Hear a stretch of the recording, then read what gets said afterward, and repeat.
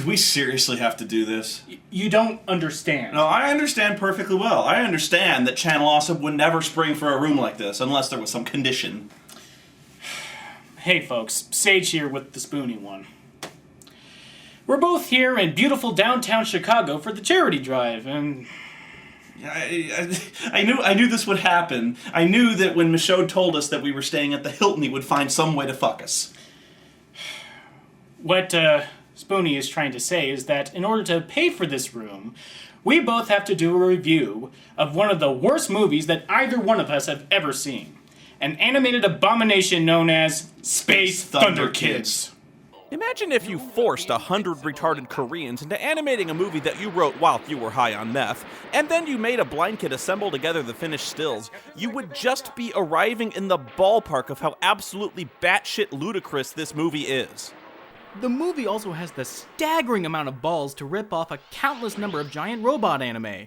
And I don't just mean stealing previously used ideas. I mean actually hand-drawing and animating robots directly lifted from other anime. No, I'm not doing this. Nothing is worth sitting through Space Thunder Kids. Think about what you're saying, alright? This is the nicest room that either of us will ever be in. See, I don't care. There's nothing wrong with staying in a Motel 6, okay? Spoony, name me one Motel 6 that has their own personal ass wiper in every bathroom. Once you've had Lars wipe your ass for you, you can't go back. Seriously, he alone cannot be worth getting skull-fucked by Space Thunder Kids. What? You don't believe me? Go ahead and drop a deuce, and then we'll talk. Fine, I will. Drop this shit right now.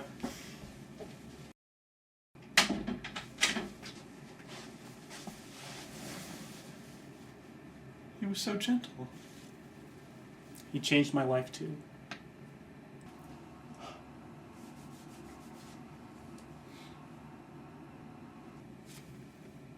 For Lars? For Lars. The movie starts with the main antagonist, aptly named the Dark Emperor, giving a King Lear speech to absolutely no one. Go forward into battle and destroy the miserable revolutionaries, thereby ensuring for me the complete and undisputed control of the entire universe! Wow, I haven't seen a more richly nuanced villain since Profian in Dungeons & Dragons. Also, where the hell is this guy supposed to be?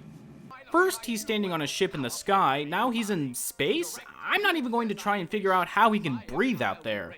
Sage, dude, this is anime. If we're gonna single out every instance of physical impossibility, we're going to be here a long time. Fine, moving on. We leave the Dark Emperor to cut to a space station that looks like it should have Fisher-Price written on the side, where the crew is doing, nothing. Abso-fucking-lutely nothing.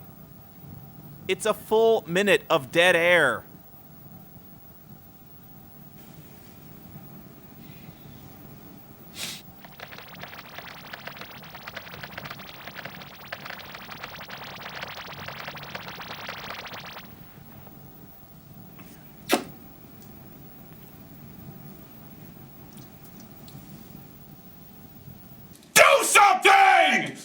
Answering our prayers, the onboard computer chimes in, warning that an impact is coming.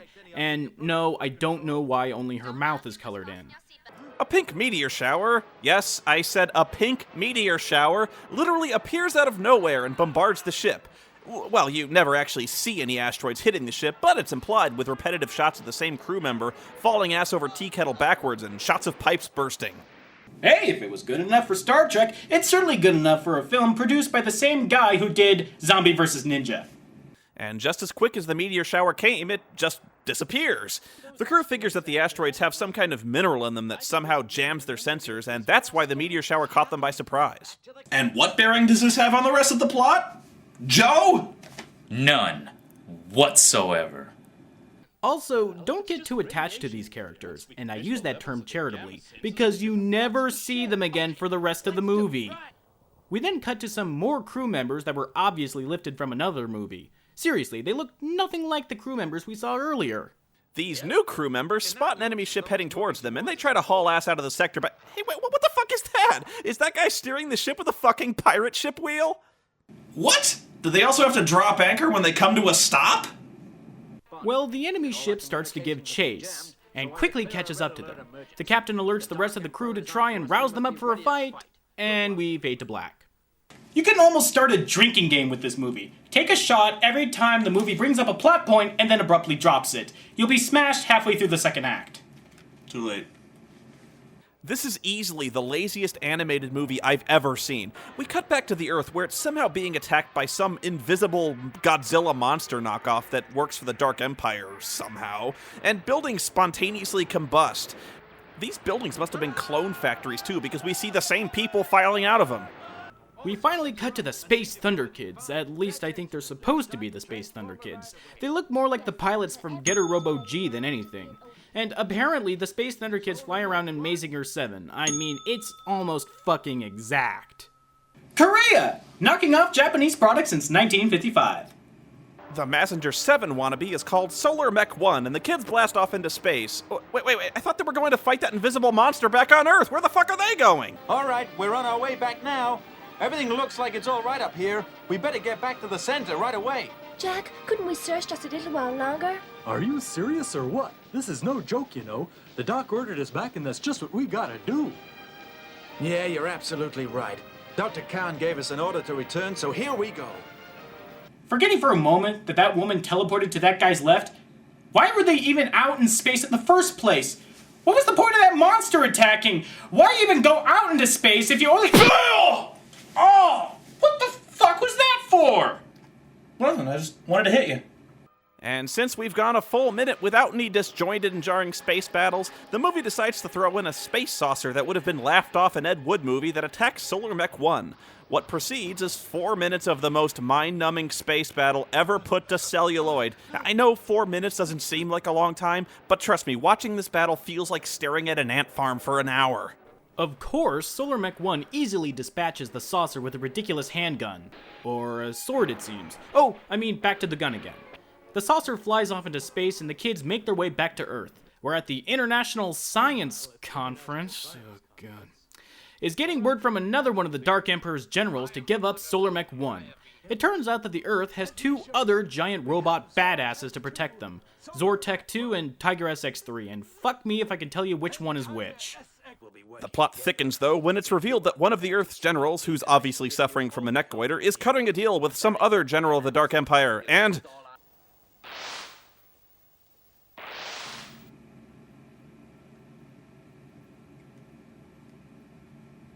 Let's move on. At the UN, the tension reaches a fever pitch when the Chinese representative throws a shit fit. I protest! I protest! I protest! America launches a missile against my nation! Huh? Shut up, William! Put your shoe back on, you're stinking up the General Assembly! What would have an otherwise respectable Chinese man revert back to a hurtful stereotype?